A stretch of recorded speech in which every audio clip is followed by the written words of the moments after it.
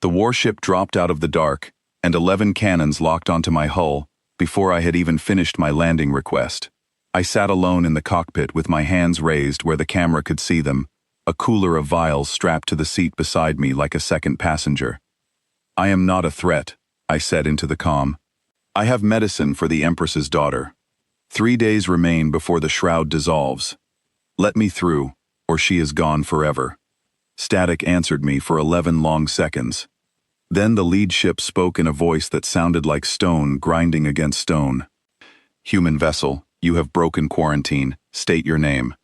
"Elena Voss," I said. "Doctor, I served on the border station 2 years ago. I treated the princess before she died.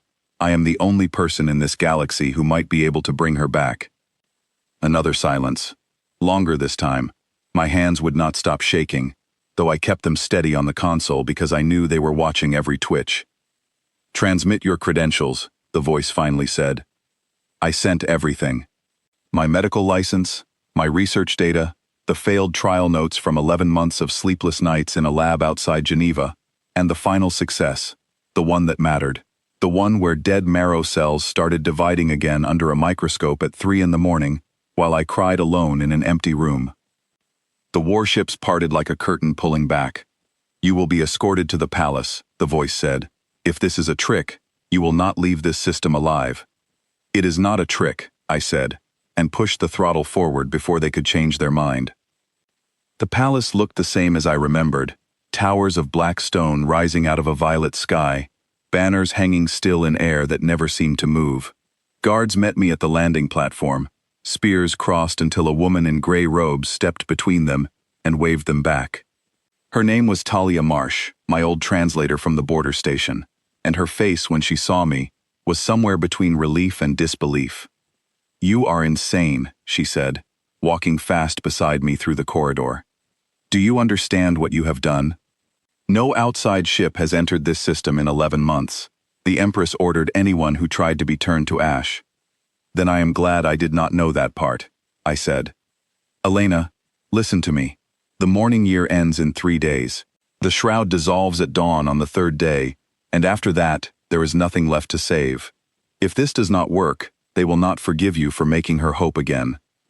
"It will work," I said, though my voice cracked on the last word. We reached the mourning chamber, and the doors opened onto a room I had seen only once before, on the worst night of my life. The child lay inside a container of pale golden resin, her small body suspended in stillness, her chitin gone gray and brittle the way it had been in her final hours. Kneeling beside the container was the Empress, Keshvareth, a woman who ruled 11 star systems, and who had not left this room, I was told, in over 300 days. She looked up when the doors opened, and for a moment, her eyes held nothing but exhaustion. Then she saw my face, and rose to her feet so fast the guards flinched. "You," she said, "you should not be here." "I have her cure," I said. "I built it. I tested it on preserved tissue 40 separate times, and it worked every single time.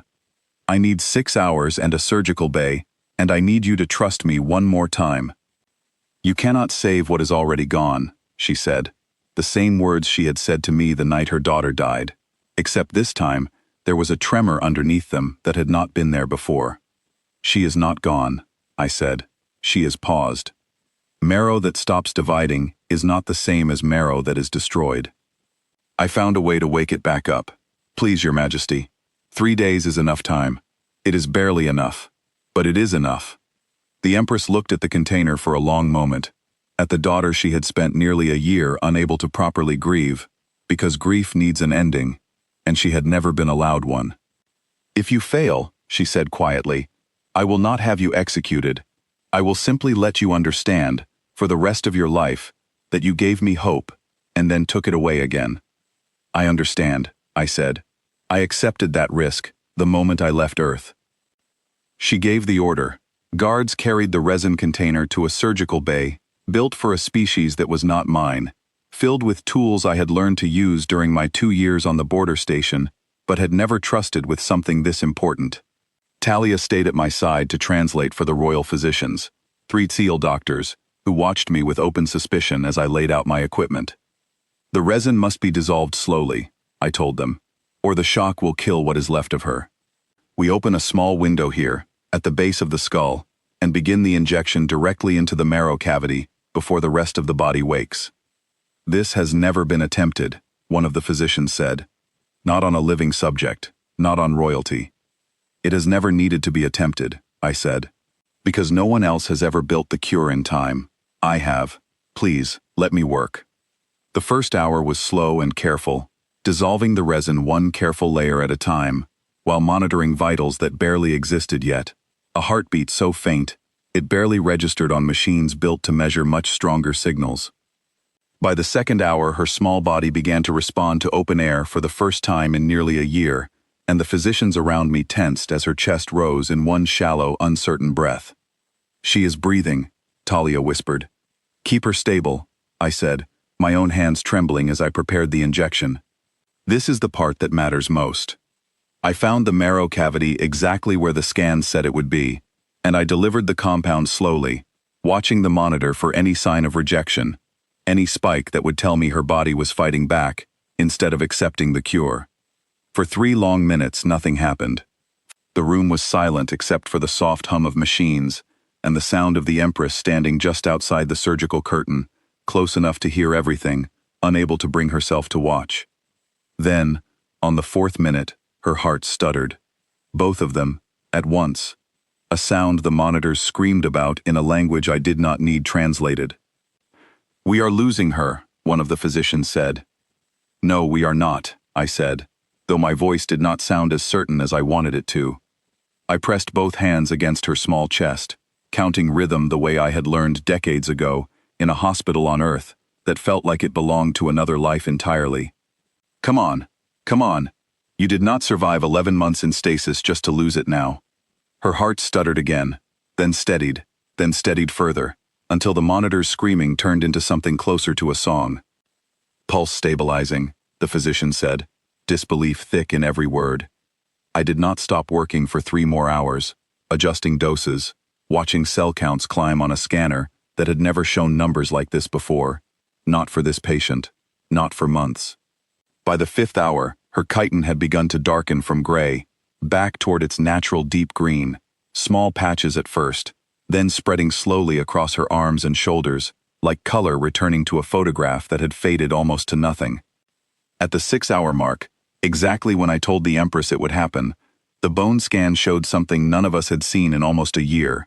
Active division, living, growing, healthy marrow, multiplying the way it was always supposed to. It worked, Talia said, her voice breaking. Elena, it worked. I did not answer right away. I was too busy checking every number twice, then a 3rd time, terrified that relief would make me sloppy at the exact moment sloppiness could undo everything. Only when every reading held steady for a full 10 minutes did I finally step back from the table and let myself breathe. She needs rest now, I said. Real rest, not stasis. Let her sleep. Her body will do the rest of the work on its own. The Empress entered the room the moment I stepped aside, and she did something I never expected from a ruler of 11 star systems. She knelt beside the table, took her daughter's hand in both of hers, and simply held it, saying nothing, tears running freely down a face that had not allowed itself that release in almost a year. 2 days later, the child opened her eyes. She did not speak at first. Her throat had not worked in over a year, and the muscles needed time to remember how. But she looked at her mother, and she looked at me standing quietly by the door, and she raised one small hand and asked, in a voice barely above a whisper, for water. The Empress laughed and cried at the same time, a sound I do not think that room had ever heard before, and pressed a cup gently to her daughter's lips, with hands that were shaking just as badly as mine had been 3 days earlier on the edge of that system.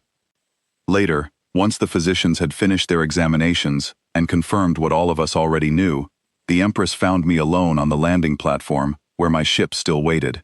She did not speak right away. She simply looked at me the way someone looks at a person they no longer know how to categorize. We do not have a word for what you did today, she said finally. We have never needed one before now. We call it not giving up, I said.